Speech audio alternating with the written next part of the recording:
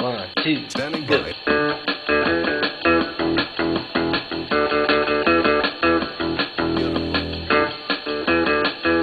You know it. Here we go.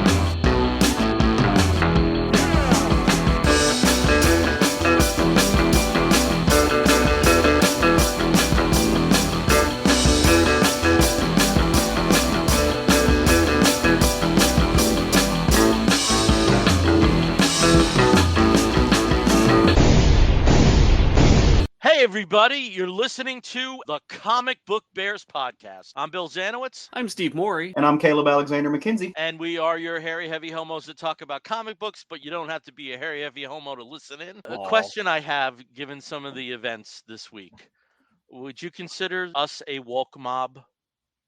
A woke mob. Yes. I mean, Oh. I'm an enforcer of the woke mafia. Like, you're going to respect pronouns. I'm going to break your kneecaps. I would like to consider ourselves a woke mob just to do it, but I've yet to meet a mob that identifies themselves as the woke mob. Right. Yeah. And it's confusing. It's getting really confusing. I can see you being like the woke godfather. Like, Me? Yeah. Oh no, I'm not. I'm a consigliere. I am not a oh, godfather. okay. Yeah.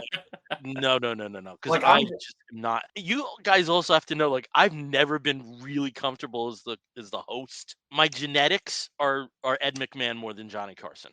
Gotcha. Plain and That makes sense. You know, I would Mm. love to be a sidekick. I would love to be a protege. I would love to be a lieutenant. But that's not my lot in life, it seems. I'm meant to be I've the gotten a enforcer. boss tag on me, and I've just Boss. never left. Yeah. Yep. Boss. I'm loving the Submariner shirt too. Thank you. There you go. Oh, there you Wearing comics porn right there. Right. Boom. Speedo. Now we've got to put a warning on our Facebook Live because of go. And of Steve, you Namor. with the hoodie, are you cold there? No, I'm not cold. It is 70 degrees. I just haven't taken it off today. Okay, all right. It's gorgeous, but I've got my my Darth Vader spacey galaxy hoodie that I love so much. Okay. So And it's if comfy. you haven't made it out, I'm. This is like Funko. Let me go this way. Funko Batman animated series. Yeah. Yes. Oh, love it. Love it. It's almost that time of year where I get to refresh my my t-shirts. So I've got to go and clean out my Mhm. overstuffed drawer and purchase new ones. Yay. Yeah, I don't One- do anything like that. I have issues. I just think that someone at the Goodwill is going to get a whole bunch of really nerdy t-shirts. Hey, as somebody who goes out and passes out T-shirts a lot to people, you know, like we give out clothes to the van and stuff like that. I will say, like, I get nerd shirts from a lot of my friends locally, and the folks that we help are giddy. They love getting really geeky T-shirts. They do. Like, if you give them, Awesome. I got to give somebody like a Darkwing Duck shirt one time that they had gotten from Ripped Apparel. And they just flew over the moon for it, and they really do, because it's a novelty thing. It reminds them of fun times. They absolutely love it. So donate it to Goodwill, donate it to a local shelter or something like that. It works out great. People really do love it. Either that, or I might be sending you a box full of t-shirts. Bring it to me. You know anybody who wants a 3X or a 2X? There you go. I'll give all of them but one away, and I'll just hold it because it smells like Steve.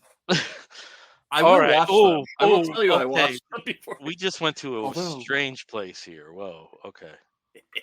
Dial that back. That'll be a special one. I'll send that Yeah. a separate box. Very strange note to start on. Okay, let's reel it in a little bit. So Caleb, I know you had a very rough 2 weeks. Yes. And you couldn't wait to talk to the two of us, and you were giddy about that. I've been bored to tears, and I couldn't wait to talk to the two of you. I don't know, Steve, what your bag is, but I'm hoping you're in the same bracket here.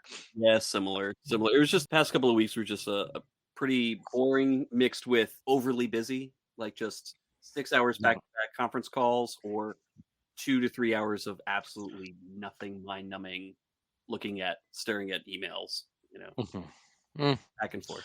And I don't know how the weather's been by you, but we have had since the first of the year maybe about 18 hours of sunshine, Ooh, Yeah. and it's really taken a toll on you, man. It just Yeah. oof. you just feel you feel heavy. Yeah. Yeah. So We missed. We were very lucky where we are in North Carolina. We missed that giant band of Arctic pain. we that- didn't. No, you guys did, and I don't think you did in Little Rock either. It went No, straight through you. Yep. Yep, So Arkansas got some of it. Yep. Yep. yeah, Um, we've been good, but And I don't know when I it feel hit you, bad. Caleb, but it was an anomaly in that, usually the coldest point of the day is between 1:30 and 4:30. yeah. Our coldest point was at 9 in the morning. Yeah. That was our coldest point when we were 5 degrees. So it didn't drop down quite that cold. It did. So right before Christmas, we had a cold snap, and it got down to 1 degree. But so this time last year, last week, Monday afternoon is when it started. It came through here. It dropped down to like 28 at night. You've heard me talk about it before. Whenever it gets below freezing and it's doing winter precipitation, I help open up an emergency shelter. I also work during the day, so I was we ran it 24 hours straight for 80 something hours. We just kept it open. So I was doing 12 on, 12 off. So I would stay up all night and then go to work from home on my laptop and hang out and do that, and then catch about 4 hours of sleep. So I think Monday through Thursday, I added up, I got 12 hours of sleep for that 5 day, for like a 4 or 5 day stretch. So I crashed real hard. So but since then, we had a couple of days of beautiful weather, but we've also the last few days been caught in the middle of a torrential downpour. There's been like 9 inches of rain in 2 days in Arkansas, so now we're flooding. Yeah. So Well, and see, normally 9 inches is really great, but when it comes to rain, especially in the winter, it's not wonderful. we will be getting softball. Also, I know we are a comic book podcast, but if you have the visuals up, you will see that there's one of 2 walls, a wall of sound. Of sound behind me. And on the day that we're recording this, I just wanted to mention that Burt Bacharach passed away at age 94 today. I saw that. And if 94. you are unfamiliar with the work, or you're familiar with the work and you dismiss it as supper club music, take a deep dive into the amazing songs that he wrote with lyricist Hal David, and you will be richer for it. That's all I'm going to say. It was coming because he's 94, but it was a valuable, well-lived life. So just to mention, we do have a couple people joining us Cool. in the audience today. We've got David. Hey, David. Okay. Mentioning about the fur babies in the opening. And also we've got John Westoff throwing up the double devil horns, and raindrops keep falling on my head. Yep. That was the first song I ever sang on stage in 2nd grade, and there were other kids dancing around with umbrellas, and I was the lead. Very cool. And that, yeah, that is pretty neat. Was it one of those like everybody kind of like shuffling in place, going? Pretty much. Since David Toby chimed in, I noticed I had Tales of Nottingham #1 in my DCBS box for the next. Nice. Yes, I'm so excited for that. I'm so excited. Really looking forward to reading the tales, which are stories in the world of Nottingham that are written by other collaborators of Dave's. Yep. We get some really interesting interpretations of the characters in the story. And according to David, Tales from Nottingham #1 is sold out at Diamond. So congratulations. Awesome. That's awesome. Yeah. Okay, well, I guess we should go into the news segment now.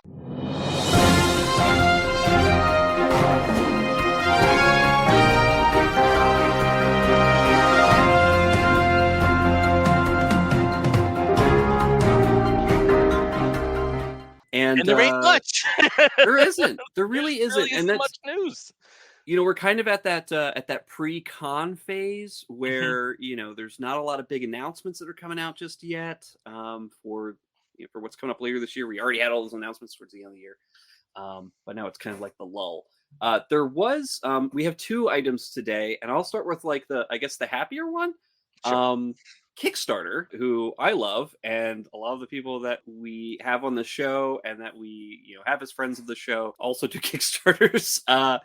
And I did want to mention that apparently the comics business at Kickstarter is considered one of their fastest growing. And actually, according to the statistic there that I got from Heidi McDonald, 65% of all Kickstarters for comics are successful, which is actually better than any other segment of fundraising that Kickstarter does, which is pretty fantastic. But because it's going so well, they're actually now hiring somebody to be director of their comics, of the comics projects that go through there, which is pretty cool. And I think Bill was mentioning that it's not an inconsiderable salary, and I can tell you from what I know, there are editors at the big two that do not make that kind of money. No. So I would not be surprised if you see a notable name enter the fray. I'm thinking that that's they're positioning themselves now as being one of the big funders, especially now, especially in the past couple of years, even, and controversially so, a lot of publishers who have entered into the Kickstarter arena to fund, either trades or minis or, new issue number ones, which again, controversy, because as a publisher, you think, okay, well, they need to self-fund.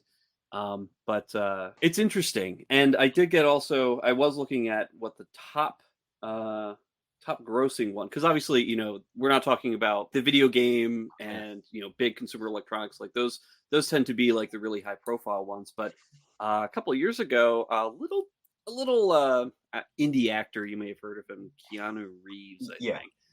And Boom Studios did a Kickstarter launch for Berserker, number one. That ended up being their top grossing Kickstarter for comics at almost $1.5 million raised, which is pretty impressive.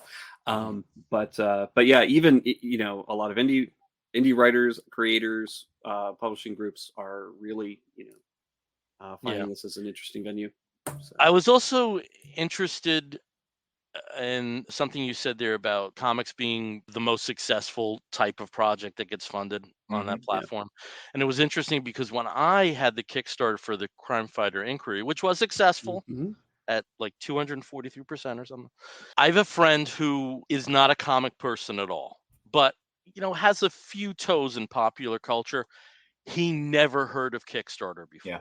Never heard of Kickstarter before. So I could imagine if you were into, how can I put this? If you do deep into gaming and some other aspects that, Kickstarter would be very familiar for you. But I can totally see someone like that just never having the exposure to it. He knew about things like GoFundMe, Indiegogo. He's more aligned in television and film. Let me put it this way: there seem to be more success stories funding through Indiegogo for those kind of things than Kickstarter. But there have been some big ones like Veronica Mars. So that was interesting that you said that, because I was surprised that he never heard about it, just because he's not someone I consider a civilian. If that makes sense. I don't think the average person, like, the average person who just like watches TV or something like that, I don't think that person really like sends money out there to create things. But he's a little bit beyond that. Right. Well, I was thinking like Roger wouldn't know about it. My husband would not know about it if I didn't talk about it. Like, and he, he watches cartoons, he watches television stuff all the time. But, so I don't think the average person peeks into it. But I do think, to that matter, it goes to show that people are willing to spend money on comics, and comics, and a lot of money on comics related materials. In a world where people are also always almost frothing out the mouth to claim that the industry's dying, all you have to do is look at stuff like this and like, no, it's fine, it's doing great. You have things like other big publishers putting out $10 comics and stuff like that. That doesn't exactly do well, because there's not a lot of people that want to put out a $10 comic, but we will, but we're also psychopaths and completists. But you look at things like that, or the number of people who sign up for like Webtoons or for like the Viz Media app. People will drop money on comics. They want the bang for their buck. They want to get things for their money. And I think that's why a lot of people love Kickstarter. It's why they are such a successful platform. Where do you guys fall on the spectrum in regards to bigger publishers using Kickstarter as a mechanism to fund? I'll go first. I'm of Mhm. two minds, right? So I used to think it was absolutely terrible. I Mhm. thought it was, I was just like, I can't stand this. They're soaking up all the oxygen in the room. They really do draw the attention away from smaller people who need the money. But then I spoke to a few people, my buddy Justin Jordan, who I'm tight with, and people who are in the industry and people who use the platform. They said, hey, look, we've got folks who have backed our stuff who would have never came to this platform had it not been for Keanu Reeves, had it Mhm. not been for Matt Kent. Boom. I think, has DC done something on? I mean, so there's been, DC pulled something. They Yeah. pulled their plans after Archie had so okay. much backlash Yeah. when they Yeah. canceled their campaign. There was something DC had brewing, but what DC had brewing was something more along made on demand, Yeah. which is something I Mhm. totally support. Like if they had solicited through Kickstarter Black Hawk Archives #2, Right. I take out my wallet and I'd be like, "Fly, bitches, fly." That's for me.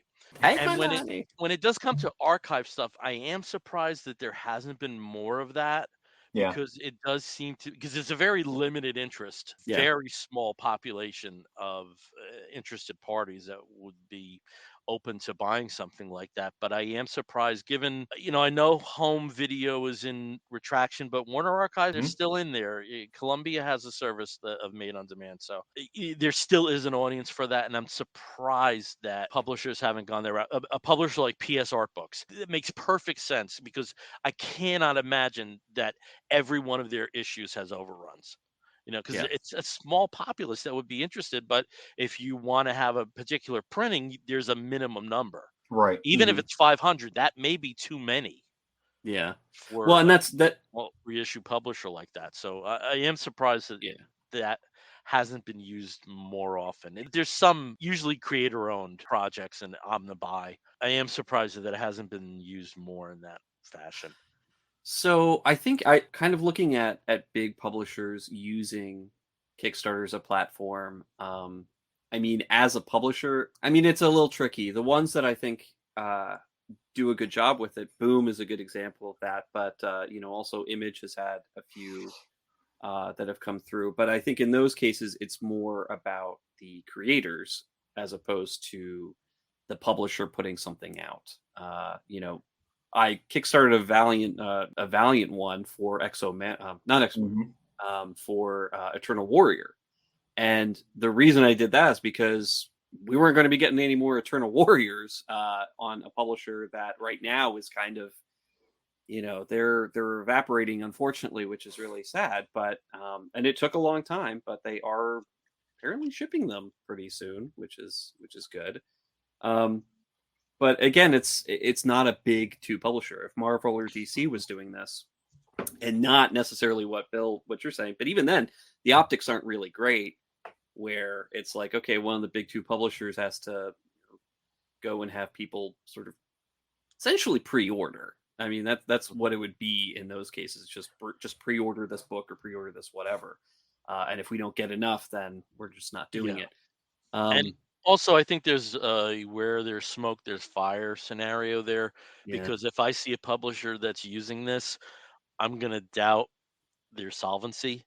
Right. yeah. But like I said, there are publishers that maybe smaller publishers or publishers that have some properties or some creators that may not have the most you know well-known books or well-known properties, or may not have the money to really promote them that much, but they that do have success over a Kickstarter, and they can support that and help that, and help print those books when it comes time to publish. And that kind of partnership between a publisher and a creator who's working through Kickstarter, that might improve their chances of being able to print a good quality product, or maybe change the threshold a little bit if they're helping support those kind of Well, creators. and on that topic, I mean, connected a little bit, I will say for me though, I'm less likely to back a Kickstarter that I know I'm going to be able to get the book out of Diamond magazine, and Yeah. and and so that's where I say I'm of two minds. Like I really do appreciate the people that I've talked to who use a platform and said, hey, the bigger guys coming in here actually helps us. They bring traffic Mhm. who can then see our product, and I appreciate that. On the other hand, I like to support folks. I know this is the only avenue I can get it. If I Yeah. know that, like, I'm not going to give you $25 or $15 for a digital copy and a physical copy of X, Y, or Z when I'm going to get the book for $4.99 out of Diamond with my discount that I get from my local comic shop. Yeah. I want to be able to buy money or spend my money on things that I can't get. And that's what I like about it, because it does support those indie Hmm. folks. And the same with like Patreon. The same thing is true for Patreon. There are some indie creators that I back on Patreon that I'm not going to give folks that are doing big two or diamond folks my money, but I can only get their work out of Patreon. So Yeah. Or OnlyFans. I mean, it's very similar. Not gonna ever get into it. No, certain things with Scout, I have absolutely loved to help out with those as well, because I know that sometimes it's harder for them to get to get a lot of their books out there, but on Kickstarter, you get that sort of built-in fan base. You have the people who are looking for those creators and that's know true. that they're Yeah. going to be printing something out. Right. And if it eventually does make it out to sort of the wider distribution, that is great, because I feel like I got in on the ground floor, or I got a special version of something that really nobody else got a copy of, like a variant, or or like the first printing where the second printing got to stores, that kind of thing. Is kind of cool. And I know that there are collectors out there, or people who like to be first, that will also support those kinds of things too. So. Yeah. Now we got the sad news. Unfortunately, Lee Moder passed away. Gosh, was it just last week? I think, This or week, maybe I want to say Monday. Tuesday, Monday or Yeah. Tuesday. Yeah. It was Yeah. early this week. So I don't know too much about Lee Moder, other than him being one of the co-creators of Stargirl and Stripe. Another major character he co-created was Dreamer. And That Dreamer. has Oh, okay. because that was part of what is usually known as the Three Boot or the Archie Legion, and you can see there where there's like this Waringo, almost cartoonish style. Yep. And prior to Stargirl, I think he moved right from Legion to Stargirl. Hmm. And from what I understand, he was also someone who wasn't enamored of the industry and kind of left on his own terms. I think after his work for DC, the only thing he did beyond that, apart from some covers, was a series with Ron Mars, who was a very good close friend of his Hmm. for Image. Yeah. Wow. So Yeah. Well, it's always sad when we lose people in the industry, especially when the characters that they create and the art yeah. that they have brings such joy. But again, it's almost like it is there forever. So And you want also, if people have not checked out yeah, his work on Stars and Stripe, do, because it's joyous.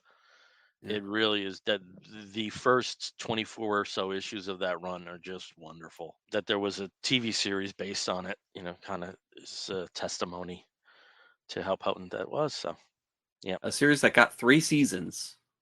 All right. Well, I guess there's your news. We didn't have too much, because there's been some days where it's We could have done the whole show on news. on Yeah. news. Yeah, Yeah. it's strange. Yeah. And I think we have Yeah. kind of. So let's just dive into the comics to our virtual Yeah. spinner rack. I don't know. We should have a name for. I don't know. But Comics. The merry-go-round. I don't know. oh, that's terrible. I'm sorry. I'm so sorry. No, I'm embarrassed for all three of us. No, I'm ashamed of me. All right, Steve. Let's start with you. Tell us about a comic you're reading and enjoy. So recently, if you play the video games, you'll notice that one of the big releases towards the end of last year was Marvel's Midnight Suns, available for all finer platforms out there. I picked it up on Xbox and have absolutely been playing the crap out of that game. I love it, especially because I don't know a lot about the Midnight Suns group. I mean, I've read Ghost Rider in the past, I've read Blade in the past, and of course the other characters who have become since associated with the Midnight Suns as as one of the Marvel super teams. I was really interested in the mix of characters that are in that video game. But also around the same time, at the end of last year, Marvel did, Synergy put out a Midnight Suns miniseries. It's a 5-issue miniseries that just ended a couple weeks ago, featuring many of the same characters that are in the Midnight Suns group in the video game, but also combining it with the recent Strange Academy series, and a lot of the happenings that have been in part of the magical or more supernatural realm in Marvel. So it brings in Clea as the Sorcerer Supreme. It brings in obviously the Strange Academy kids and other magic users, as well as throwing in Wolverine, because why the hell not? Wolverine goes with everything, so just throw Wolverine in there. But this series is actually it's really beautiful and very. I thought it was actually pretty well written for for something that for a lot of readers, if they haven't been following these characters separately, did a really good job at bringing everybody up to speed very quickly into who and what and why they were all together in this one book. And Ethan Sachs was the writer. Luigi Zagaria was the artist on this one, with Antonio Fabella on colors and Joe Sabino on letters. I really enjoyed this series. It's great. It's quick. It's a one and done miniseries. One being one miniseries of 5 issues, covers everything. Introduces a new villain that could potentially come in for the later magic based books or supernatural based books in the Marvel universe, and also refreshes a character that we've known for decades upon decades, and that is Agatha Harkness.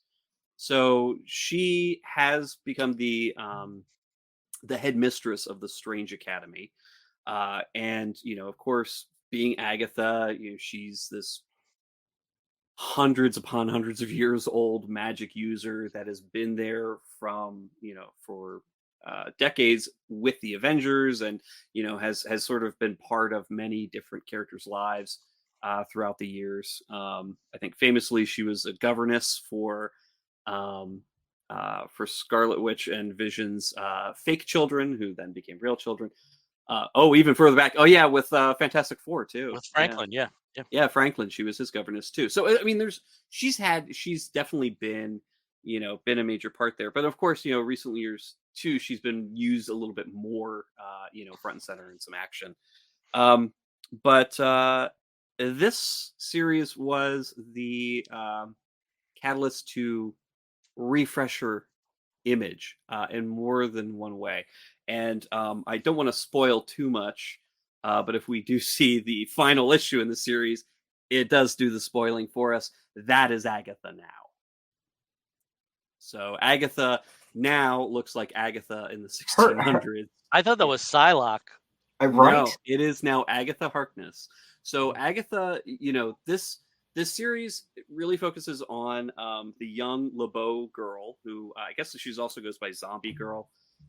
She sees this horrific vision, this apocalyptic vision of the end of the world, and every magic user in the world, including Wolverine, for a reason that isn't made clear until later, all see this vision. And somehow she is responsible, or she's there at the end of the world, and so are the Midnight Suns. And if if the vision comes to pass, then the world is going to end in shadow. And immediately she's attacked, and the Strange Academy is attacked by several big name magic users, Doctor Doom being one of them. But then also, Clea shows up and realizes that either the girl has to go or the Midnight Suns do. And so she does. She transports them to the dark dimension, so they can be out of the way. And if they're out of the way, then they can't fulfill the prophecy, and she can go ahead and save the world or something. She makes a quick exit, and then we're basically working with Agatha and the young LeBeau girl, trying to stop things on their own. And meanwhile, the Midnight Suns, which are the new old Ghost Rider, is it Lashara? I don't know her. Spirit Rider, basically. Spirit Rider, magic, of course. Nico Minoru without her staff, because she sent her staff into space at the end of Runaways, the Runaway series. as well as Wolverine, are basically trapped in the dark dimension, and they encounter a very interesting Tony Stark, multiverse and all of that. Have a lot of fun. Oh, and Blade, of course. I have a lot of fun. There's a lot of vampires. It's just a ton of action, and it's really cool. And it really introduces the reader to the more, supernatural, esoteric, but also action-oriented side of the dark end of the Marvel universe. I really enjoyed this.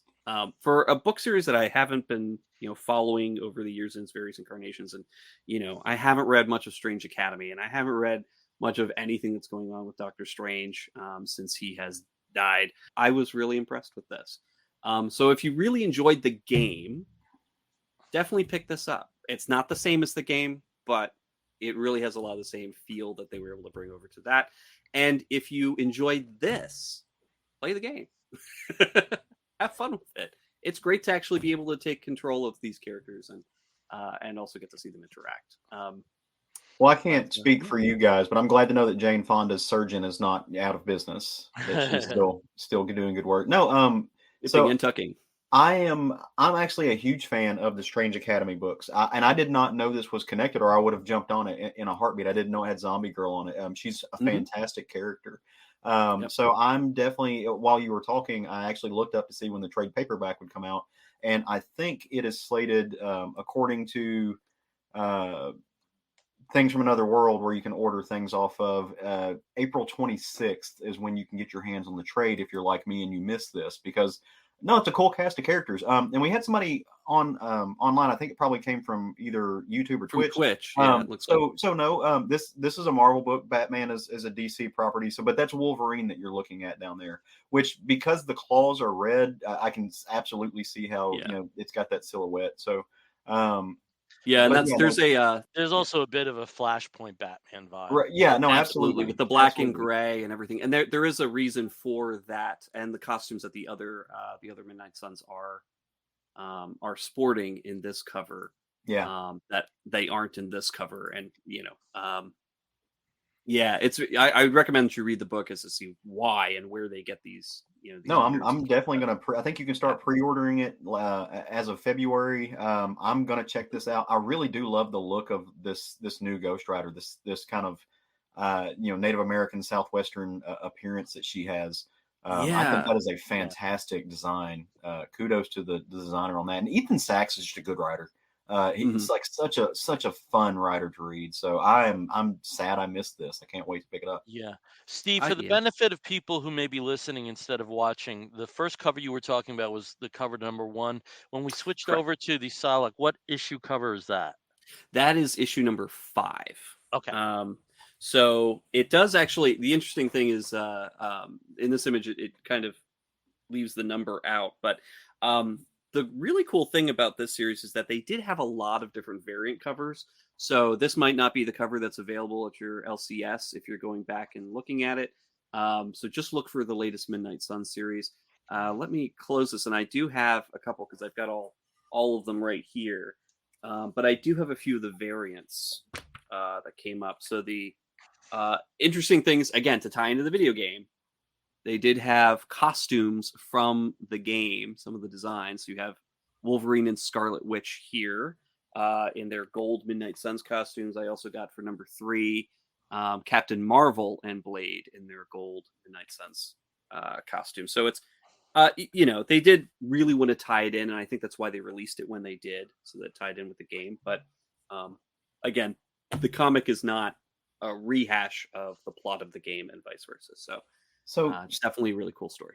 Steve, real quick, as far as the game goes, is it similar gameplay to, say, like the Spider-Man games, Miles Morales, or is it more like a group game like the Ultimate Alliance games back in the day, or is it just none of the above? None of the above. It's a card battling game. So most of the game, you basically go and explore. You have relationships with the other characters, and you explore the grounds around the Abbey. The Abbey from Transia that's now located in Old Salem. But the actual combat itself is like it's action combat, but it's based on cards. That's what all the kids love these days is card battling. Yeah. It's a ton of fun. It really is a ton of fun. All right. Well, let's stick with the Marvel vibe here, and if you can put up Oh yeah. the graphic there, Steve. The first book I want to talk about is Avengers: War Across Time #1. This is written by Paul Levitz with art by Alan Davis. If you are familiar with the history of Paul Levitz, you would know that he has been working for DC basically since he was still in college and had a long, illustrious career first as I forget what I mean, editor in chief, then on to president, then publisher. He retired a few years ago, and this is his first work for Marvel ever, and it's a blast. As you can see on the cover, I'll just describe it for the people who are listening on audio only. It's the Mach 1.1 team, I guess you would call it. Right after Cap joins in issue #4. So it's Captain America, Giant Man, the Wasp, Iron Man, and Thor. All cap, no Hulk. Yep, Hulk factors Cap into no. the story. And Caleb just did his little like. The story takes place directly after Avengers #11, which was an issue where Kang dispatched a Spider-Man robot to battle the Avengers because he was pretty sure that Spider-Man would conquer all of them. It was the 60s. But that's what's wonderful about this book. It feels like Stan dialogue. It feels, given the certain textures that Alan Davis, normally trades in, he's a wonderful pick for a 60s oriented story. And I cannot recommend this book enough if you have a love of Silver Age stories. It feels like Paul Levitz got the idea for this story when he was 16 and has been waiting since then to tell it. It really has that kind of feel. And especially the dialogue. I mean, it's the Avengers of that time. The Wasp is ridiculously flirty. Thor is ridiculously over the top. Cap is still in his man out of time phase, and somehow he captures Stan's voice perfectly, but at the same time, it's enough of a page turner that it doesn't feel like, oh god, this is like somebody trying to write dialogue that would have been the norm in the 60s. He does a wonderful job, and what happens here in the storyline is that the Avengers have returned from their mission. They go about their merry ways, separating from each other, and will reunite when there's another event that requires the group to reteam. And that happens really quickly because Kang is not done with them. And he decides, okay, Spider-Man wasn't the right choice. What about a Hulk robot? And the Hulk robot causes mayhem in Midtown Manhattan. And one by one, the team members reunite to battle the Hulk robot. But they know instantly something's wrong. This is not Hulk as we know him. He's even stronger than we have had to deal with him in the past. And through a series of smart decisions and smart teamwork, they are able to defeat the Hulk robot, but that's not the end of the story. And like I said, it's a lot of fun, and it's meant to be a lot of fun, meant to be a lot of Silver Age silliness and spectacle. And I was so happy reading this book. I really was. This book is going to be on the top of my stack for all 5 issues. Oh, Absolutely. that's great. I was going to ask like how long this was, whether it was a one shot or whether it was a Yeah. mini. I don't know if you noticed, and for those of you who are actually who are tuning in, at the top right of the cover, where usually there's a Comics Code Authority sticker, Yes. it's Wonderful. it is the Time Variance Authority stamp of approval, which that's pretty clever little Yeah. design choice there. And I Um, know that there are at least 3 variant covers, but I mhm. just got the basic one in this case. Hey, basic one's fun. Look, if you're an Avengers fan, if you're a comics fan, if you love the superhero genre, if you see a book that has Alan Davis's name on it, it should be a no brainer, right? Like it's Alan Mhm. Davis. If you see Paul Levitz, it's a no brainer. When you see those together, so I don't have my copy of this yet. I cannot wait to get my hands on it. But there is nothing that makes me happier. Even back when it was, George Perez was drawing the Avengers, those clips that we got of the original costumes, There is nothing more vibrant. They are perfect costumes. I absolutely love seeing them. They speak to the history to the medium, but also that Thor is just, he's moving, like he's kinetic in this. It's just a no brainer. It's big dumb fun comics, and I love that they are using these folks who are legends in the industry to, incorporate Kang and stuff, who's a more and more of a part of the MCU, and they're taking these things that are major in pop culture right now, and they're lacing them back into the history of the medium and the history of these characters in just really cool ways. And it's so vibrant. I want this so badly. I like it's And sitting in my. let me tease you a little bit. Here's a little bit of Alan Davis Robot Hulk Yes, right there. Ooh, evil red eyes, big blocky and shapely. Yeah, shapely. He's got them thighs. And what's like I'm looking at my corner, like I've got all of like the Diamond Select PVC figures. Like I've got the Hulk right here, but like that run, other than Ant-Man, I've got all of those figures and costumes running up the corner of my wall. If I could take my computer and turn it around, I would. But it's like I love that outfit. That classic outfit is just, it does not get better. They're Kirby. Like you can't improve on Kirby. Yeah. All right. Well, you sort of have the mic right now, Caleb. So tell us about something that you are reading and enjoying. Yeah, so I'm going to break the mold a little bit. I don't have a superhero comic that I want to talk about right now. Just read a bunch this week. Some I really enjoyed. Some I want to talk about later. I'm letting them stack up. But there is a writer that I will just about pick up anything that he puts out. I love his stories. I love his art too. I'm kind of sad that it's kind of like the Scotty Young thing, right? Like, and the artist I'm talking about is Kyle Starks. But we talked about books that Scotty Young's been a part of earlier, like Strange Academy and stuff. Love Scotty's work. Makes me sad that I don't get to see Scotty art on mainstream books anymore. The same is true of Kyle Starks. He's been writing a lot more. I'm sure it's more efficient use of his time. Probably makes a lot more money off of doing it that way. Gets to tell some stories and do some cool things. But he teamed up with I'm going to butcher this name and I apologize, but Petr Kowalski, Vladimir Popov, and Josh Reed to create a book from Dark Horse Comics that's called Where Monsters Lie. And Steve's just thrown up the graphic for us, and it's a really fun. It's a little bit of a crime story. It's a little bit of an adventure story. It's a little bit of a murder comedy. We need more murder comedy in comics, especially. But so essentially, what this story is, there is a neighborhood. It is a fenced-in, gated neighborhood where everybody's takes care of their yard. They don't let the grass grow above a certain height. They have everything they need. No one gets in or out of this if they're not supposed to be there. Everybody pays their HOA fees, right? It's that kind of picket fence area. Except, look, here's the catch. And they don't bury the lead. It's on the second page.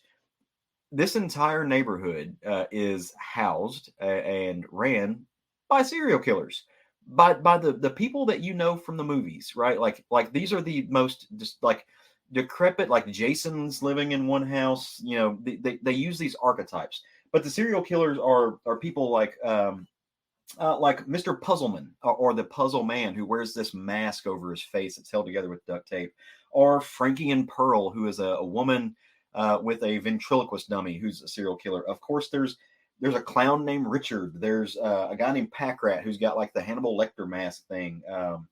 A dude named Daniel Dawson who is akin to Jason, just like this big, kind of like Kane from the WWE, like this big hulking dude with a mask that doesn't speak. And then who may be my favorite character, a character named Fuckmaster, who is just a crazy looking dude with crazy eyes that wears a teddy bear over his head. And they're exactly what you think they are. They are movie style serial killers, and they live in this cul-de-sac that is, they help fund, and whoever built this place and runs it, essentially the deal is that you go do your work, you go commit these atrocious and heinous crimes, and we'll make sure that you're cool. You can live here. We'll take care of the place. We'll keep all the cops away, and you can live these wonderful, peaceful lives. But there's a catch, right? Because there's always a catch. You don't shit where you eat. You don't bring the murder home. you do this elsewhere. You pitch a project, we like it, we fund you, you go and you do it, you come back here, you don't bring any attention to the neighborhood. But Mr. Puzzleman breaks that rule. Mr. Puzzleman has collected a gaggle of young men, kids, brought them back to his home, and is in the process of going on a murder spree in his home. Because his whole shtick is he's kind of like what were the movies called where they like you had to solve the puzzle. Saw. Yeah, Saw. He's like Big Saw. Yeah. I don't like gore, so I've never actually seen those films. But yeah, so that's his whole shtick. He gives you a puzzle to solve, and it kills most people. And so that's what he was doing in his basement with these kids, except they escape. They go running out, like they get out. They're trying to get out of the neighborhood. They are freaking out. They knock on the neighbor's door. Sweet little old lady answers, and that's Mrs. Zell. And she's just like, boys, what's wrong? And they're like, they in the house, and he's killing everybody, and we escaped and we ran away. And she's just like, oh dear, oh bother. And she shoves a knitting needle up this child's throat and out his eyeball. Yeah, it's pretty gruesome, but in a fun kind of way, Oh, lighthearted. Yeah. Lighthearted his little eyeball pops out. And she's, so essentially they know that Puzzleman messed up. So they call an HOA meeting and they do a good scolding, and they're pretty sure they've cleaned up the mess, right? Like they go ahead and take care of this business. Except one kid escapes. They don't get him, and he runs to the authorities.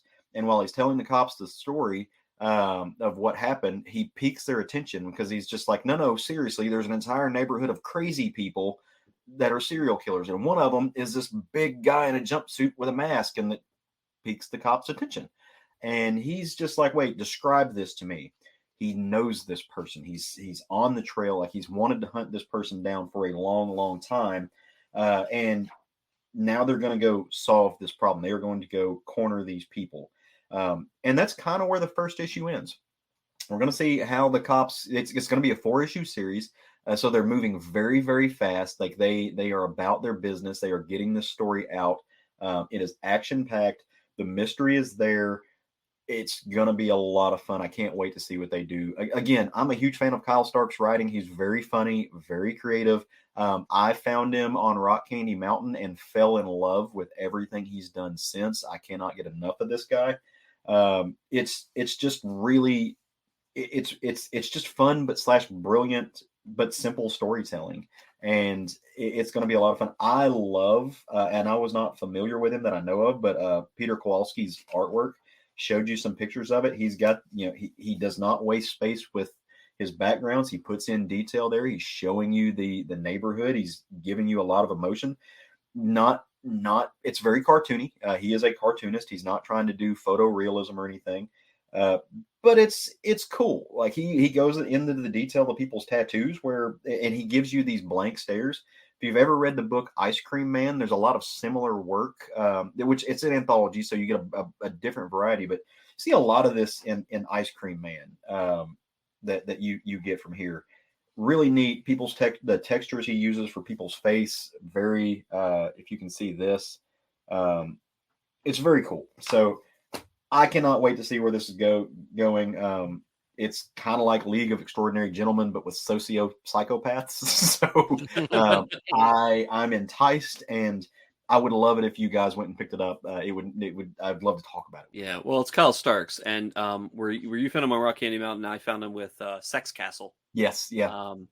And it was right before Image. In fact, I think it was actually at that Heroes Con. I think that he got together with a couple Image people, and they were like, yes, let's put out your book too. But yeah, I've loved his brand of humor. His artwork, I totally agree with you, is a lot of fun. But I also really just love his collaborations too. Yeah.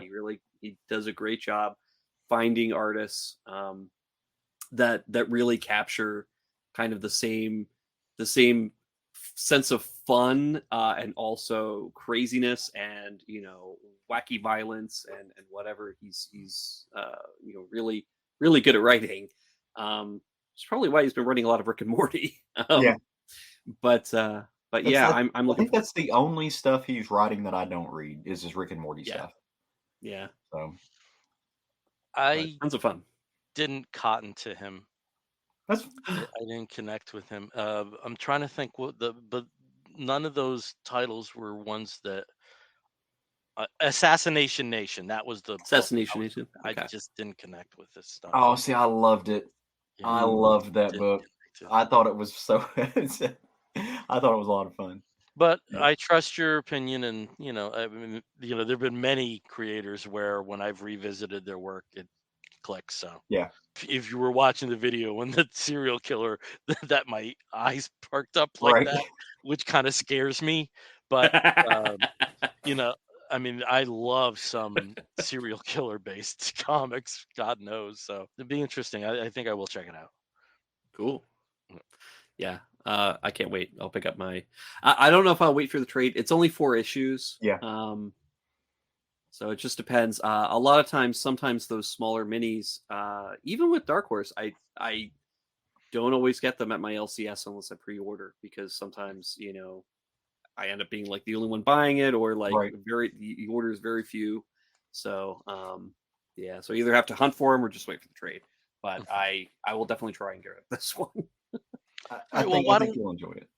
why don't we just keep with this order? So, Steve, why don't you tell us about a second comic that you're reading? Sure. So this was actually a trade. And this is an autobiographical novel, like it says on the cover. It's Lonely at the Center of the Earth by Zoe Thorogood. And this one came just, punched me in the face in terms of the recommendations to read this. And I absolutely could not pass it up. And I was not disappointed. It is a very difficult read for the subject matter. I think it does come actually with a trigger warning at the beginning, because there's lots of discussion of suicide and self-harm and depression, and it describes basically Zoe uses this book as a way of describing her year, um, around the pandemic, in just her just making it through life, like basically making it through a year. And it goes through a lot of her self-doubt, a lot of her her fear that just her thinking that she's any good at all makes her just like a complete and utter jerk off. um, there's a lot of just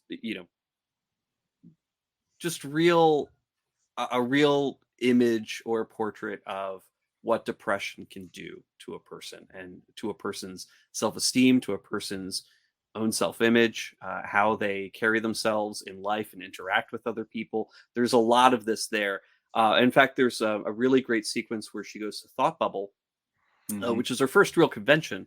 And while she's there, she gets um, almost terrified, or bowled over in a very negative sense by the number of people who are coming up to her. And she's at first flattered. She's excited and nervous that, hey, somebody really liked her work, and now they want her to sign something and they want to talk to her about it.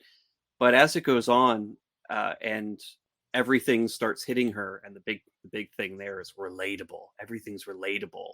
She's such a relatable writer, or a relatable artist, that it really strikes her as, I don't want this. I don't want people to relate to me. This is not what I want, because what I feel for myself is this darkness, this real monster that's been Yeah. following me around.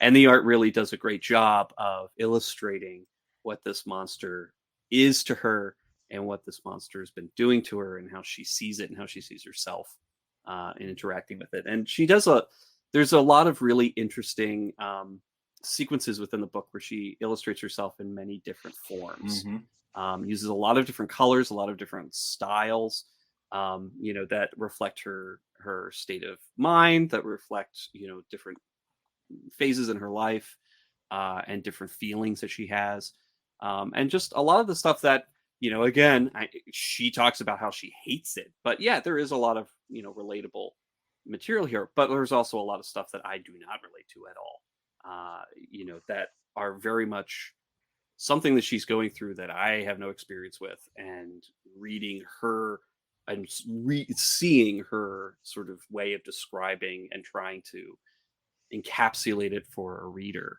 Um, it's it's hard. It's very difficult. It's not exactly an easy read. So I do recommend it wholeheartedly. I think it was a beautiful book, very wonderful. A very heartfelt story. But also it is kind of hard to recommend to everybody because it might hit very close to home for some people in a negative way, and also for some people it just might not appeal to them at all. But I loved it. I think it was beautiful. And she has some really great techniques. And also, there's a moment where she describes taking acid and listening to a song by Cake. And so, just for fun, I put it on while I was reading it. Yeah. And then it kept going. Then after Cake, for some reason, my playlist went to Japanese Breakfast, and it fit. The swing in her mood, and there's just it was just one of those great serendipitous kind of musical connections that was happening. But and then of course went to Black Sheep by Metric from the Scott Pilgrim soundtrack. But yeah, I mean this is just a really this is a book that you have to think about a lot. Cosign. Yeah. So I thought it was fantastic, and so kind of like what you were saying. I hate the word relate. Like I'm starting to hate the word relatable when we talk about comics because that's just kind of the go-to thing. To me, it's not necessarily that it's relatable. It's that she writes with a way that there's a concept called verisimilitude that it transfers realness. It feels like real life, and it's a channel for empathy, and that to me is what her work does really well. Like it writes it in such a way that you are empathetic towards the things that this character is experiencing, and she writes it with a realness, with an authenticity that it channels that to you, and you're able to tap into it even if you've never experienced anything like this in your life. And she's a very young artist, and to be able to do what she did at her age, to have the craft that she does, both in the writing aspect and in the artistry that she does, because her art, I mean, if for those of you who aren't watching, she's got a style that it's a little bit bande dessinée, it's a little bit manga. It's just it pulls from a lot of, it's a little bit pop art and all of that in the backgrounds. It pulls from a lot. Like there's some Andy Warhol in there. And so to be able to do what she does and to have the influences that she wears on her sleeve in the way that she does, it is fascinating, and to be as worldly, as emotionally intelligent as she is, to be going what she's going through. I thought it was really cool. And I also want to say there's a period in there where she's talking about a boyfriend that she has, that's American and she's not, and she's going to go to a Comic-Con before COVID hits. I want to know who that was. Like, that's got to be somebody who's in the industry. I'd like to know who that is. So the technique that she uses here for presenting other characters in her book, generally anytime another person shows up, they have an animal's head. Yep. So like Kieran Gillen is like a pigeon. Yep. Her best friend's a parakeet, that kind of thing. And that American cartoonist is a cat. And she even jokes at one point, it's like, let me tell you look like a cat. And she has him drawn with a cat head. I am very curious as to who it is. I don't need to dig into that personal aspect of her, Right. but at the same time, it's kind of like, who is this interesting person that, whatever. But, this book was not supposed to exist is kind of a common theme throughout it, where, she talks about suicide a lot. There was a sequence where she talked about the first time she attempted suicide. So I mean, again, very triggering, but for some people, but it is very, it really lends to the reader understanding through her experience. And Steve, can you tell us who the publisher was? Image. This is an Image published book. And I believe that they also published her last book, which is The Impending Blindness of Billy Piper, Billy Scott, The Impending Blindness of Billy Scott, which was kind of her first big big work. And then she was also working on Rain, which is I was going to say, Bill and I have an acquaintance, Asha, from another group of comics folks that we hang out with. She was kind enough to share the other day that Zoe Thurgood has projects, active projects involving sci-fi and horror and superhero comics coming up. They have not been named, but we're going to see more stuff outside of this kind of autobiographical. I don't know how you say it, like Autobio. autobiographical. Yeah, stuff. Autobio. So we're going to get more work from her very soon. That's going to be Yeah. All right, I guess it's my Wow. turn, and the book I want to talk about is from IDW. And Steve, if you can get the graphic up there, I'd appreciate it. This is Breath of Shadows #1. It is written by Rich Doek with art by Alec Cormack. Uh, I am not familiar with either of their works really. mm-mm. The only thing I've read other than this that was by Rich was a book called Gutter Magic. That was a few years ago. I got the first issue, really was impressed by it, never followed up, and always meant to. And this team has had two previous miniseries with IDW. One was Road of Bones, and the other was Sea of Sorrows. So it seems like of in the middle there seems to be a repeated motif. And what happens in Breath of Shadows? Well, I'll give you the rundown. It's 1968, and there's a band named the Shades, and they have released 5 albums. They've all gone gold. They've released a greatest hits to kind of buy them time to start working on new material. The lead singer is Jimmy Meadows, and Jimmy has a problem with junk. Yes, he's a heroin addict, like many rock stars from that time. It's my favorite ones. Yes, and they need to have some new material. And Jimmy's situation with his heroin is that he's seeing all kinds of bizarre and grotesque manifestations on other people, including his bandmates, which he seems to have a lot of contempt for. And they have a manager who seems more like a babysitter named Joe Dixon. And between he and Jimmy, they decide they're going to do something to get Jimmy's creative fluids going and also to get him off the smack. And there's a writer at the time named Bill Tarrant who he's actually a fiction writer, but he wrote this nonfiction book, supposedly nonfiction book, called El Peru Waka, which translates to the centipede water. And apparently, in the jungles of Mexico, he found what effectively is not necessarily a fountain of youth, but it's a fountain of health, where whatever ailments you are contending with, whatever, even if they're mental issues, whatever horrors you're dealing with, they are cured by this water. So they decide that's what they're going to do. They're going to go explore the jungles of Mexico and try to find the centipede water. And if it heals Jimmy, great. And if not, they're going to have a shit ton of lyrical subject matter that they can work from. So that's the plan. Because this isn't cheap, and because rock bands didn't make that much money back then, they also engaged some research fellows from a university, Daniel McTavish and Laura Shelby. And the guide that's going to take them through is Francisco Herrera. Francisco has a girlfriend named Inez, and she's really psyched about this because she's going to interview this band. And specifically Jimmy. And the entire first issue is, it's literally getting the band together. And there's a surprise at the end about who else is going to be part of this band that's going to go through the Mexican jungles to find this water. You do have these just absolutely horrific flashes when Jimmy sees not necessarily the evil in other people, but the evil that's around them. And beyond the physical manifestations of heroin addiction, he has to address this as well because it's basically debilitating him. Now you'll see the cover. I think the cover is very impressive there, and there's some interesting variants that came out with this. The interior art, though, is by the same artist who did the cover here, Alex Cormack. I didn't. I want to be kind. I didn't connect with it.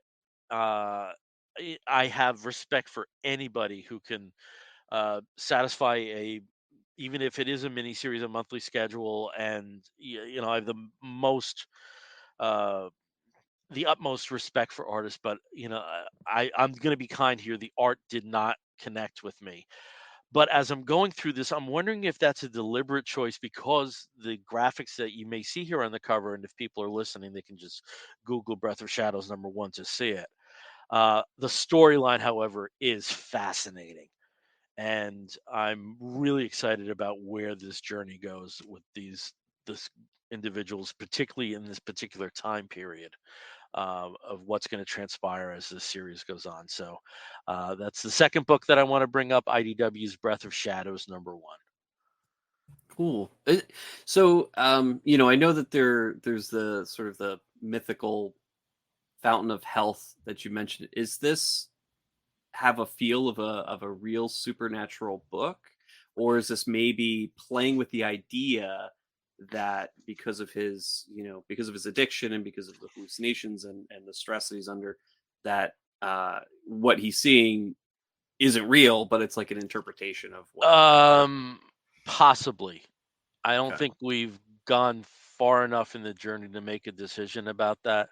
Interesting. And also, it'll be interesting to see if anybody else read this. What you I come away with the doors. I was just Mm, about to ask I you if come this away book with the had a doors. Jim Morrison Yeah, vibe. yeah. I Yeah. come away with the doors. No, I was sitting here thinking that that was literally going to be my question, is whether or not you got a Jim Morrison vibe from this, Yeah. because we're talking about the search for like a fountain of youth, a fountain of knowledge, a fountain of health, Mhm. drug addiction, mhm. psychedelia, and then now that we even are talking about it, the image that we're seeing right now, I can see Jim Morrison behind some madness in there. Like, I don't know what Mm. photo reference they used for that screaming, gaping maw of a face, but I can see that being Jim Morrison. I Mhm. 1000% can. Yeah. I Wow. just like to think that Jim was a little kinder to Robbie and James and John Densmore and Ray because Yeah. he seems to have a lot of contempt for his three other bandmates, and um, that, as you'll see, that's going to be part of the journey as well. Absolutely. Cool. Yeah. I mean, this sounds really, really interesting. I'm fascinated. Yeah. Really. Yeah. Hmm. And this was a funny story because I sent this to you last week. I said, if I had known about this book, I don't know if you guys remember this. I said, if you had known about this book, this seems right up my alley. Turns out I did. I did order it from the solicits. I guess I just forgot. But there must have been something in that IDW solicit that said, "Hey, Bill, you know, click this box. Click this off. You want this?" Yeah. I'm Yeah. glad I Hmm. forgot about it because it was the most pleasant surprise in the DCBS box because I was completely ready to go out to the store to get Which this. came early. It came early. Yes, yeah, absolutely, yep. So, Awesome. So Cool. I'm up next. First, I want to apologize for getting really excited about then that you made that Doors reference and volume control, because yeah, you're gonna have to go lower that. So just want to say I'm sorry, Check but the levels, Kenneth. I love when you and I are on the same page with something, especially when it's music related. Because I just got to be like, yes, like I'm on a Bill wavelength, so that must be when it comes to music. So because you are one of my mentors when it comes to both comics and music, so just out of pure respect, whenever you and I sync up, I feel like I've just won a prize, even if it's no prize. So I'm going to take us in a little bit in the Wayback Machine, right? So I read something this today that is brand new to me. I read completely by happenstance. I was just it's been a rough week, guys. Like, between a couple of weeks doing the shelter, work's been sucking. My mom is got some health issues going on, so just kind of just doom scrolling my day away. So I opened up the Viz app, which I have, which biggest bang for your buck if you're into comics. My husband got me a new iPad for Christmas, so I've been reading a lot more on the Viz app. see, that's where we're like my other half got me Look, a look yes, at that. Look at that. simpatico, boo. Simpatico. So yeah, so I've been reading a lot on the Viz app. It's what, $2.99 a month, and you get just amazing stuff. Um, I very rarely buy anything off the Viz app, but I saw the cover to this and I was just like, well, that looks cool. Well, let me see if it's free. And it's like the volume one of this was not. It's a book called Banana Fish, but um, almost 200 pages for $6.99. I was like, let me go to the Googles and see what somebody says about this. So I did, and found out it was actually a manga that was published, started in May of 1985 through April of 1994, and it's published in a it's a Besatu shoujo comic. Shoujo manga being more manga for boys and stuff in the 80s through the 90s. And so I was like, okay, there's 19 volumes of this. It had really good accolades online. So I was like, screw it, $6.99. I'll buy it. Let me see what this is. And I am so glad I did.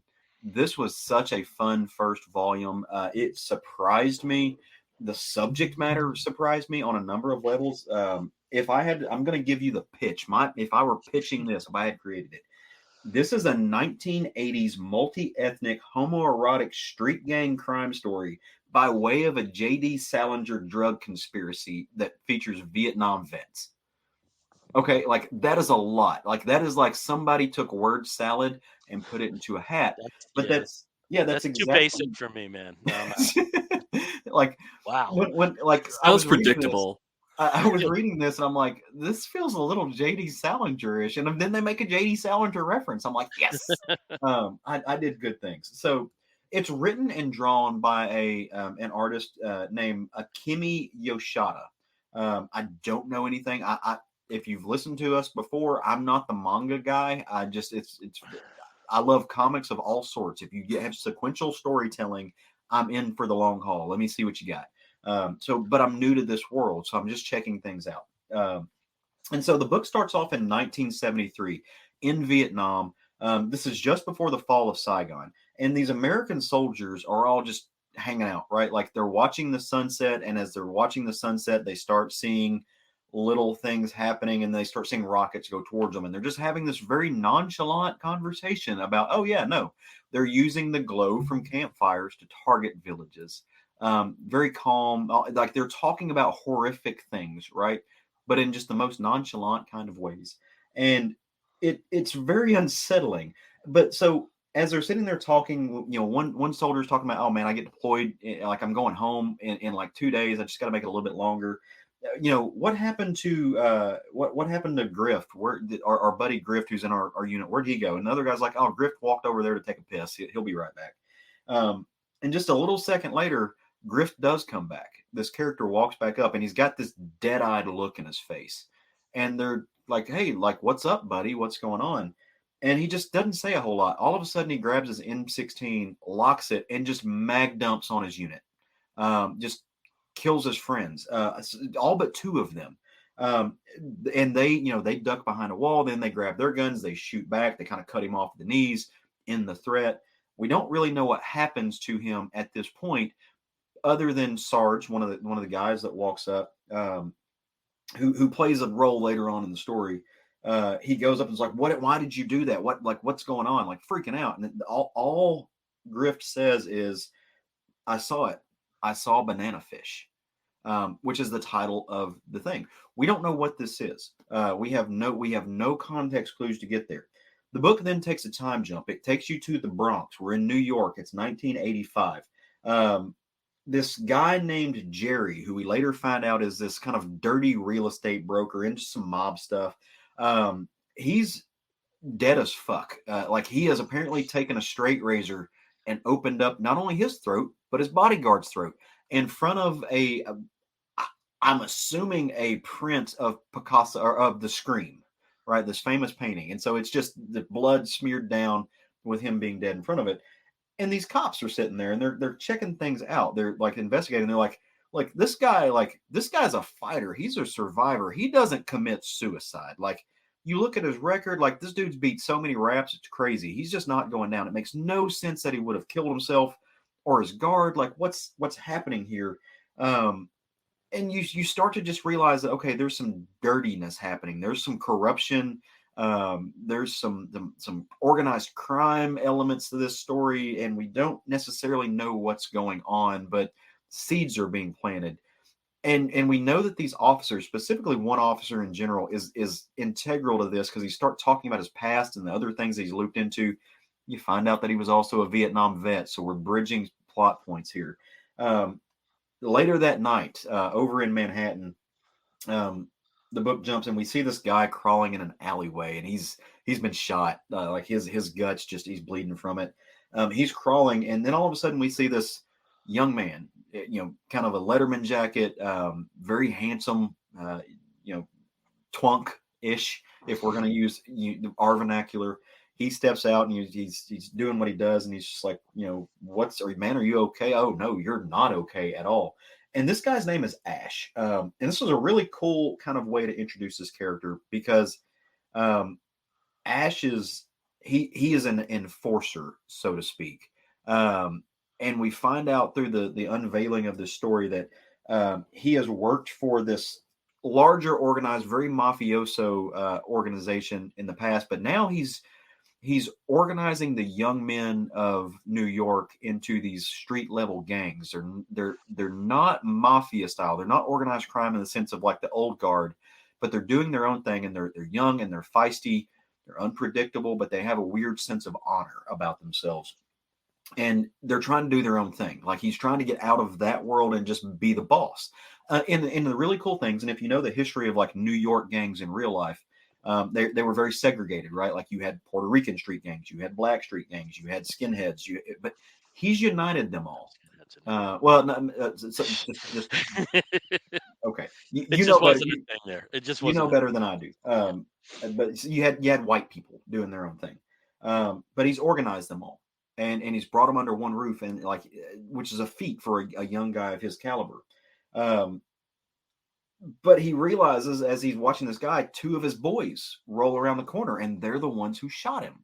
He didn't tell them they could do this. He didn't order this hit, but somebody did, and he thinks he knows who it is. He thinks it's this very high-ranking mafioso figure, and so he goes that he works for. So he goes to call him out, like as he's walking in the building. Like the other bodyguards, an older guy, starts talking trash to him. If you read the subtext there, it lets him know that like he was this old man's boy toy at some point. There is a homoerotic theme running throughout this entire thing. Like all of these very I'm doing air quotes for those of you listening at home. These masculine, figures, these very heteronormative figures have all been like they've been sleeping together at some point. And there's all this sense of like underlying gayness that's spoken about, but only in hushed tones. So, obviously this piques my interest. I'm like, whoa, like, gay mafioso bosses. This is rad. And so as we start to put these puzzle pieces together, you find out that Ash is actually the much younger brother of Grift, who is the guy who went insane in the front store, in the very first of the story. And that the man that he found crawling in the alley stole something from the mob boss. It's a chemical. It's something that was inside a necklace, which Ash then takes to a friend of his who's running an underground abortion clinic to analyze, because that's the closest thing he knows to a scientist. It's like, I need to know what this is. And as they start to unpack it, the cops start to learn more about this weird code name that was used in Vietnam right when the soldiers were pulled out, but they left agents in, and it was called banana fish. All of this loops together into this world. You also learn that one of the officers is one of the two men who were part of Griff's platoon that survived. So throughout this story, it's a big roundabout conspiracy theory that puts people in the right place at the right time to kind of figure out where this conspiracy goes, what banana fish is, whether it's a person, whether it's a drug, whether it's a covert operation that plays into the government using chemicals on its own people. And just that weird menagerie of conspiracy theories. At the side of this, you have two Japanese men who somehow know this officer who's involved in this, and they come. One of them's a very young 19-year-old guy, and they're going to use him to infiltrate this street gang of young men. So that takes you right at to the last like 1/3 of the first volume. There's a lot packed in here. there is a lot going on here, as I've said. Like, there's a lot of elements to this, but Akira Yoshida did a very good job of keeping you locked in and planting the hooks and linking all of these multifaceted plot points in a way that is just intriguing, and you can't stop flipping the pages. And he does it in a way that it's not confusing. Like, I've probably done a piss poor job of telling you what's happening in the story without you going, huh? But all of these elements are in there. It is it is very homoerotic. It's very danger. Like danger is always just on the cusp of everything. Um, and he has you on the seat of your edge of your seat the entire time you're reading this. I'm fascinated by it. There's 19 volumes to this. I cannot wait to jump into volume 2. Hopefully, sometime this weekend. I'm just going to end up buying them all. I think, but for literally, like, it's 180 pages of volume for $6. Yeah, you're not going to find much of a better deal than that. So I want to know more. If you go online, you find out that they actually made a stage play of this. So they featured some characters. So this has been around a while, and they've done some really cool stuff with it. They're using twunks in this.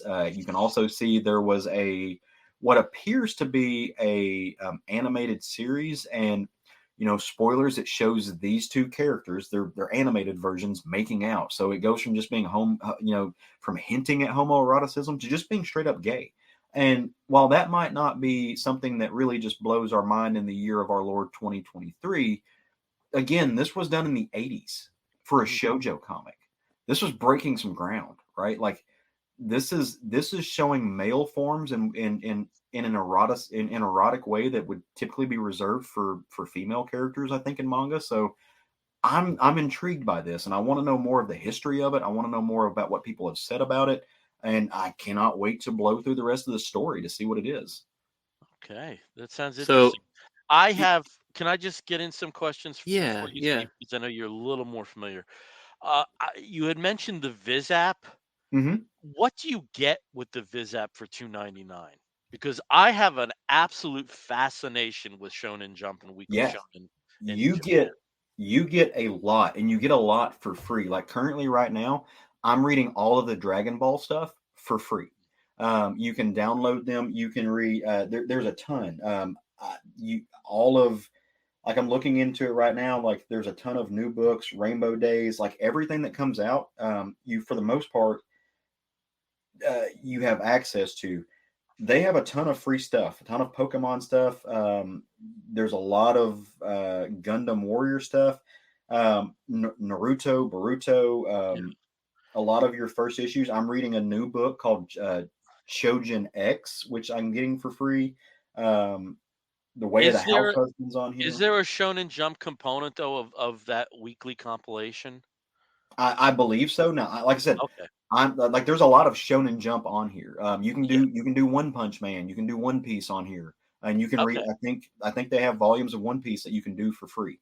Because Um, Shonen jump to to jump the jump to digital always fascinated me, and mhm. it was probably like the most sensible use of focus groups because it's if you look in Japan, Weekly Shonen Jump, I mean that book is huge.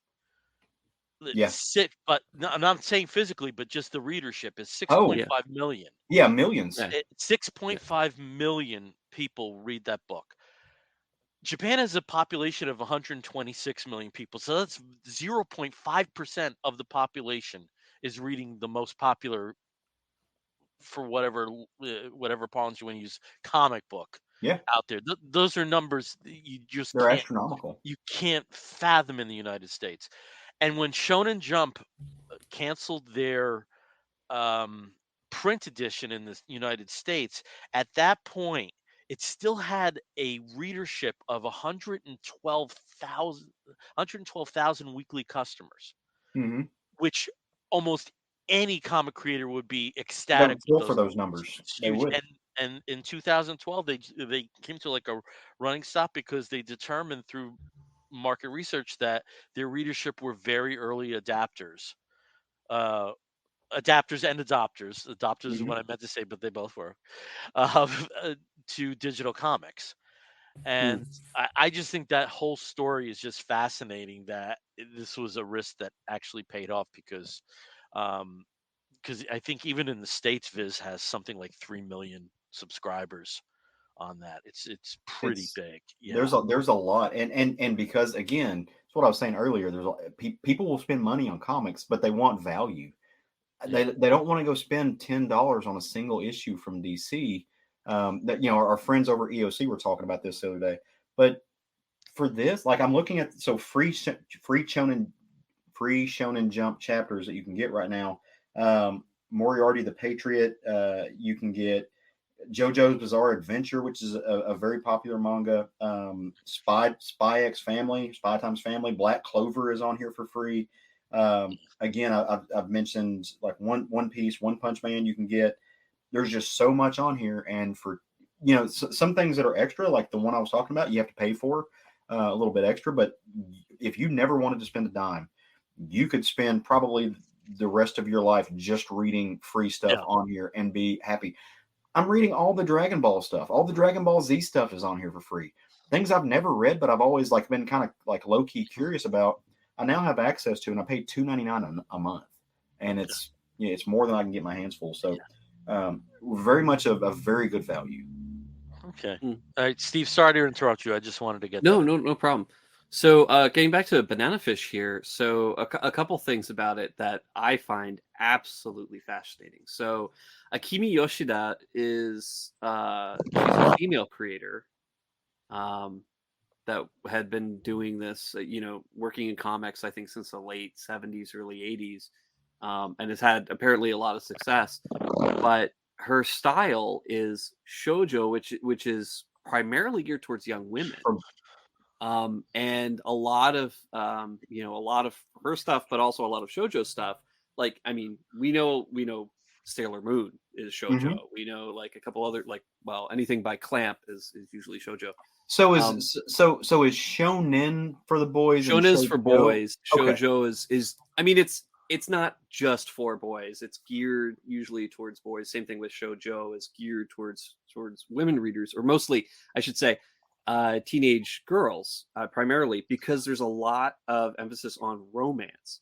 Right. And when you start describing this book, and it's like it's a shoujo book, but it's dealing with Vietnam trauma, it's dealing with like mafia violence and gang violence and hardcore like gumshoe style investigative police work in the 80s in Chicago or in New York. It doesn't sound like a traditional shoujo book. No. But Well, if there's that romance component and you have sort of like these young men who are finding love, it's such a fascinating setting for it, that makes it, I guess, appeal more towards a reader that wants to see that kind of like romance, that softer side, but mixed in with such violence. That's wild. I think that's a really, really unique, really intelligent way. Well, it's fascinating. So I didn't know that Akimi Yoshida was a woman, was female. Mm-hmm. I didn't know, but it's fascinating that she was, because as I was reading this, it reminded me a little bit tonally, not necessarily in the actual plot, but tonally it reminded me a lot of books like The Outsiders and Rumblefish by S.E. Mm-hmm. Hinton, who Yeah. is a woman, and the reason she used the S.E. Hinton was so that people did not know she was female. Like they would read that, and then it would go to her popularity because the subject matter that she was writing about really did appeal more to young men at the time, or at least that's what they thought. I don't think that was necessarily true. I know plenty of women who love those books. But it reminded me of that. I was sitting there thinking, "Oh, this has got some." That was a fairly common practice. I think yeah. Jay Fontana, the Yeah. Star Trek writer, and it was years before the public found out that it was a female. J.D. Robb is Nora Roberts. I mean, so it's still in practice. Yeah. Well, and it's interesting too, because like you said, the audience, the audience is a lot of young female readers for books like that, but it's not something that people in publishing or marketing, or at the time were marketing towards it. They didn't think that there was a market there. It's like, no, it's a book by a guy for boys, and it's got boy stuff in it, so it's all for boys. This is something that just kind of shows, and the fact that Banana Fish, that it had such popularity. I mean, it ran for almost 10 years. It's had a stage play, has had an anime on it, so it's it's definitely something that has had a lot of success and a big audience. Doesn't sound like the traditional type of book that would be geared towards young female readers, especially at the time in like the mid 80s when it started. But you know what, different cultural backgrounds, different cultural interests and stuff. But I think that's just fascinating, and really, for something here that's almost 40 years old, that's just cool. That's just really cool. And it's got boys kissing. So it's got boys kissing. I love boys kissing. And like beheadings. In all seriousness, I'm fascinated by this book. I really am by what's in the story and the world surrounding the story. So get on the app. It's worth the $6.99 for it. I would love to discuss this further at some point. And her line is chef's kiss. Her line is amazing. As an artist, just what she delivers in this book is killer. These pages are phenomenal. Nice. All right, cool. All right, well, we're getting a little bit closer to the 2-hour mark, so we're going to start wrapping this show up. And when we wrap the Comic Book Bears up, we have we're basically going into the 11 o'clock number, if you're familiar with Broadway lingo, and then the actual bows. So let's head into the 11 o'clock number with something we call Geek Gets. This is where it's effectively a show and tell of what we've gotten over the last 2 weeks that might be of some interest. So, Steve, I understand you have one. I actually have a couple. Oh, now we were talking that we were just whittling down to one, though. Yeah. So I'm gonna have to talk about one. Yeah. Place where I got to. Just because it came today. I didn't expect it to come today. But let's talk about where this came from. So what Bill, is that you have? What is that you have there? This is the Avengers, starring Mickey Mouse and everybody in all the roles. This is actually Spider-Man number 17, which apparently continues to confuse and vex people because they're still putting out these variants with another book's title on the front, and then on the back they actually have the actual title of the book. The poor dears. Yeah, I know, everyone's so confused, they have no idea. Yeah.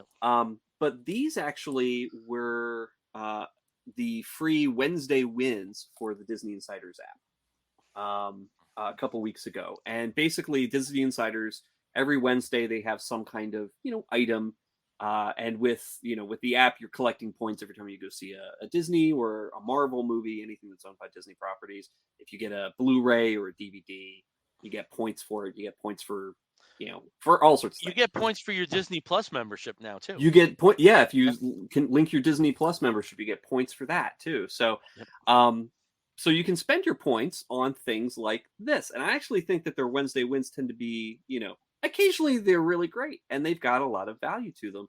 And you can actually get an issue of Spider-Man number 17 with a less common variant cover. But also occasionally they do a lot of Funko Pops. And this past week it was mystery Wakanda Funko Pops, and I ended up getting Okoye. Oh, nice! There you go. Yes, very nice. Just wonderful. It's Okoye for the equivalent of I think $4 for 400 points. So yeah, that came today. But I was just really super excited about it, and I was like, and it seems to be getting more popular because I got shut out of the Ant-Man and the Wasp Quantumania pin. Oh. Yeah. Did you get one? Nope. Oh yeah. No points. It was free as part of Wednesday wins, but it went like that. Well, it's probably because it was free, but I know I totally missed it. Yeah. I thought, oof. Yeah. Next time. But join those incentive programs. They're always worth it. They're worth it. Yeah, worth it. Totally. If you're gonna buy it anyway, if you're gonna buy stuff anyway, might as well get some free stuff. Plug in a code and you get extras. Free stuff. Yeah. All right, Caleb, over to you. I think yours is Marvel too. Mine is Marvel. So you guys know how I don't collect pops, right? That's a thing that I keep saying. Like I don't collect these things, and then I think I show them off Fairly regular. I really don't have. I still have less than 20 pops. But I saw this in the store. My favorite character, Scarlet Witch. She's my favorite. Well, I should say the Hulk is my favorite character, but Scarlet Witch is like number 2. So I saw this and I had to get it. I'll show you the back of it because that way you can actually tell what it is. But it's from WandaVision. It ties into what Steve was talking about earlier. It's Agatha versus the Scarlet Witch, the movie version. It's a cute little double pop figure that you get both characters in there, and they weeble wobble, but they don't fall down. Right now I think I have one other Scarlet Witch, got a couple of Moon Knights, I've got most of the Hulks that they've put out, and then I've got Rob Halford because I'm gonna have Rob Halford. I need them to put out a KK Downing pop too, but they just haven't yet. So that's my geek get. Really cool little pop, only at Target. So if you're looking for this, you can find it at Target. It says only at Target right there. That's where I recommend looking for it. That's what only means. Those little indie shops, Chez Target boutiques. But it's really cool. It's a little nod to the movies and their magic ephemera are like tying into each other, and I love both those characters. So I was happy to bring it home. I had to get my Funko count. 131. That's still not. That's actually knowing you. So tiny. Yeah, that's actually surprising. But it's still. I mean, it's a lot. It's a lot. No, it's a lot. Don't get me wrong, but like there are people we know with thousands of them, rooms full, thousands. No judgment. Like you've seen my background. I like. Yeah. I actually have a DC oriented get. And there was a point because I knew Steve was going to be doing the Marvel Insider. I was like, holy jeez, like me, I don't have a get. I didn't get anything, but something came in the mail, which I pre-ordered, which I'm very happy in the continuing tradition of me getting all home media that I can that's related to the DC universe. I did get a physical copy of the just released. Thank you for that graphic there, Steve. Yep. Oh yeah. Legion of Superheroes animated universe DVD. There's a new phase of the animated movies that started with Superman, Man of Tomorrow. This is known as the Tomorrowverse. And they've all been pretty good. And in this particular story, according to the blurb there, Supergirl's not having an easy time on Earth, or specifically in 21st century Earth. So Clark suggests that she joins the Legion Academy in the 31st century. And that's where they start. And as you can see here, you have some of the classic prominent Legionnaires. You have Supergirl, you have Brainiac 5, you have Bouncing Boy, you have really creepy looking Mon-El in there, Dawn Star, and the depictions of the Legion in live action and in animation have been kind of janky often, but I've heard some pretty good word about this, so I'll be looking forward to watching this. I have started watching it, and if you like the animation style from Superman Man of Tomorrow, it's the same style, the same art style and animation style. I'm not a big fan with how they've depicted Brainiac 5, but every interpretation is different, and I'm really intrigued to see if they're going to continue with this world with this cast of characters with maybe another Legion movie down the line, or they're going to make appearances in other Tomorrowverse films. I'm just really, and I really love this depiction of Kara. I really do. Cool. On the topic, I finally got around to watching the Super Sons animated film, and that is such a good film. The best one they've done in years. Best one. I love it. That is it's wonderful. Wonderful. I keep trying to get Jason to watch it, and he was like, I'm like, but it's so good. It is excellent. I'm gonna watch it again, and I don't usually watch things twice. I'm gonna watch it again. But that's one case where it's almost like the comic book came to life. It is. No, it was absolutely. It was. I knew those characters. I loved them. They watching them actually move was neat. So yeah, if you watch it, if you can, HBO Max. I just thought it was the dad versus dad fight. But also, that it's CGI that doesn't exactly look like CGI. Right. I was just so impressed with how they stylized it. Really impressive. Yeah, it was cool. I can't wait to see more of that. Hopefully they'll have more. Great they will. voice casting choices, great Yep. action in it, funny. 100%. Yeah. Oh, it was Yes. hilarious. Yeah. Really Yes. good. Really, really good. All right, we're going to wrap this one up, and we wrap an episode of the Comic Book Bears up. This is our bows. We do so with a segment we call the Woofs of the Week. In the bear community, if you find a fellow attractive, you woof at him, and we do something very similar where we signify something that we really enjoyed, that we effectively are woofing at. And that might be a comic book, it might be a television program, it might be a charitable initiative, anything under the sun that we think you, fair listener, or if you're watching viewer, may be interested in sampling. I'll start as I always do with Steve. Steve, what is your woof of the week? Well, my woof of the week is it's a combination. We talked about Kickstarter earlier, and I definitely want to take the time now to shout out to some friends of the show that have Kickstarters going on right now, and then also another Kickstarter that I'm interested in. First, I'm going to bring up Drumsticks of Doom 1 through 3 and Depowered 1 through 2. This is definitely something that we're there we go, it popped up. This one actually just started, and if you're interested in some really cool comics that also provide some just really, I mean, they're gorgeous. I have this variant cover from number 2. It also came with a pick and some stickers and things, which I love. Love you guys at Part Time Comics. And Depowered, I really love Depowered number 1. I really number love 1 was Depowered. great. Yeah. And Drumsticks of Doom is just fun. The art, it's just great. So get some great comics. There's some really great rewards with this one. Also, I did want to bring up if it will come up for me. This is from also other friends of the show, Yolanda Sanfordino and Elisa Romboli. A Thing Called Truth Volume 2. Volume 1 was released with Image in single issues, and then also is collected in a Volume 1.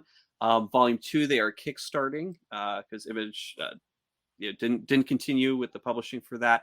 But I'm super excited about this one. They're just about halfway to their goal right now, with about 19 days to go. Definitely got to get this one. I want to see the second part of this. I'm so excited. I love their work. They're just just joy to read. The art and the writing is it's fun. I always read these books with a smile on my face. So really excited for this. So definitely go check them out. And then finally, I have one that I thought was really interesting. It was actually recommended, I think through a thing called Truth. And it popped up, and I was like, sure, why not? I will also back this one.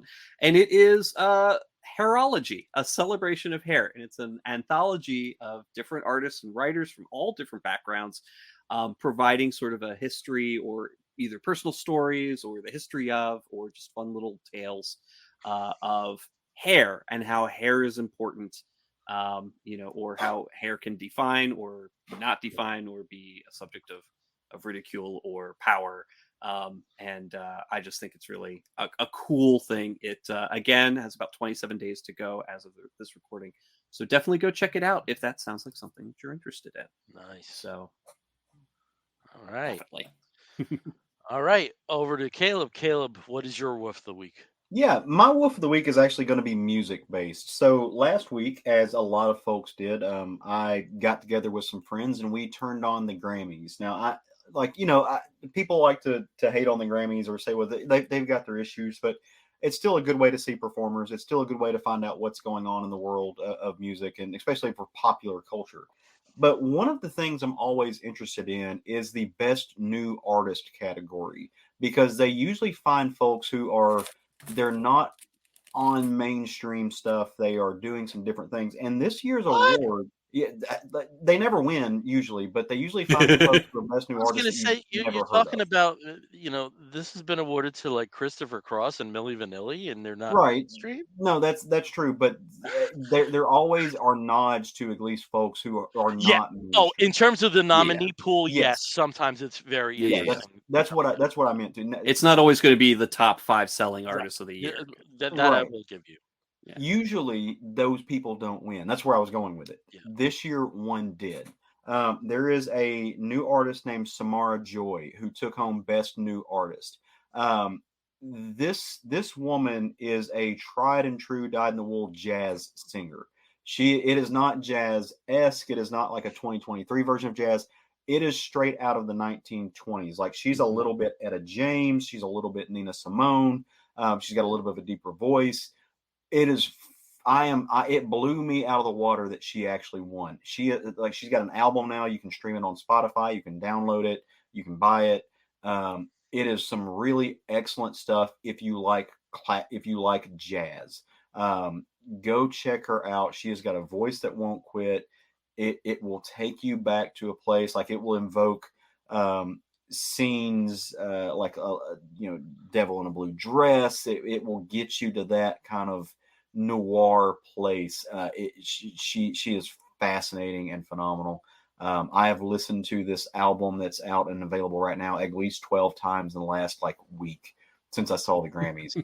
Was stoked that she won because it was completely unexpected, and she is outside of the norm, and she is a true artist. So go support her, go show her some love, and do yourself a favor and just enjoy the music, because it is grand. It really is.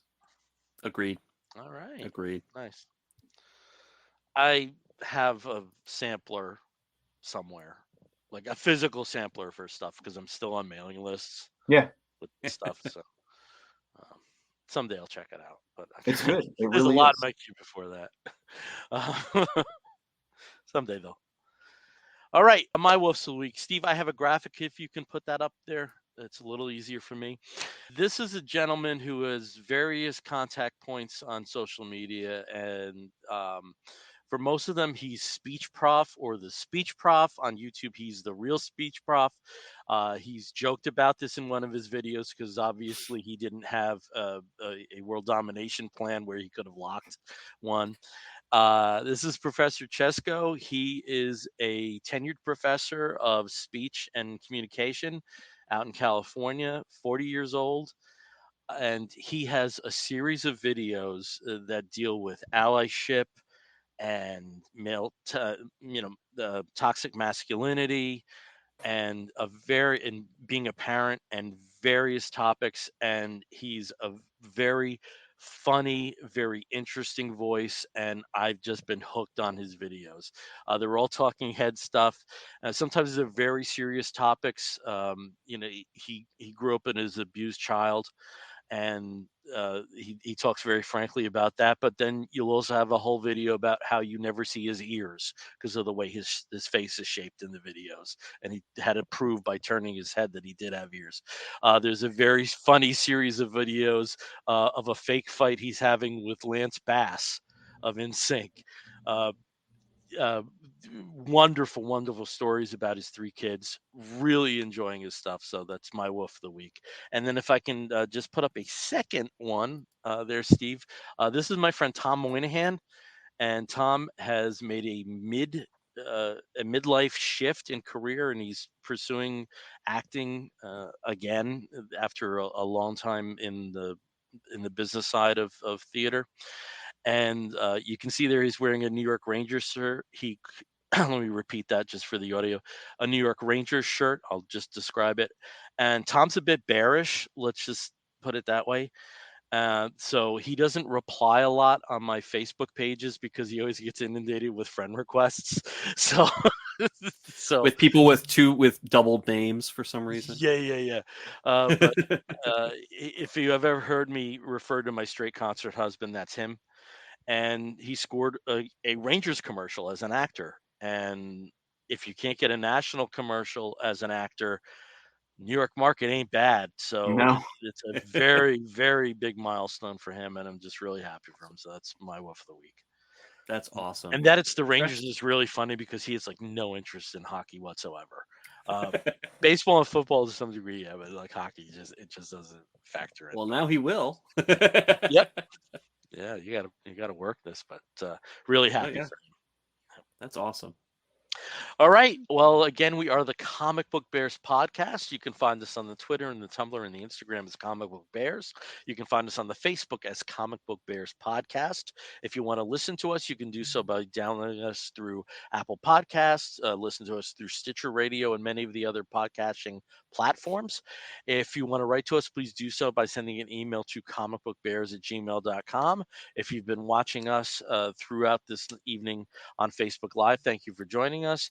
If you are watching this later on YouTube, thank you for joining us in that format. And please like and subscribe to everything. Like and subscribe to everything. Leave good reviews to everything if you actually enjoyed this. Do it. Do it. Spread the love. Why not? So until next time, I'm Bill Zanowitz. I'm Steve Morey. And I'm Caleb Alexander McKenzie. You're going to hear a woof and an explosion. We'll be back real soon. Take care, everyone. Woof.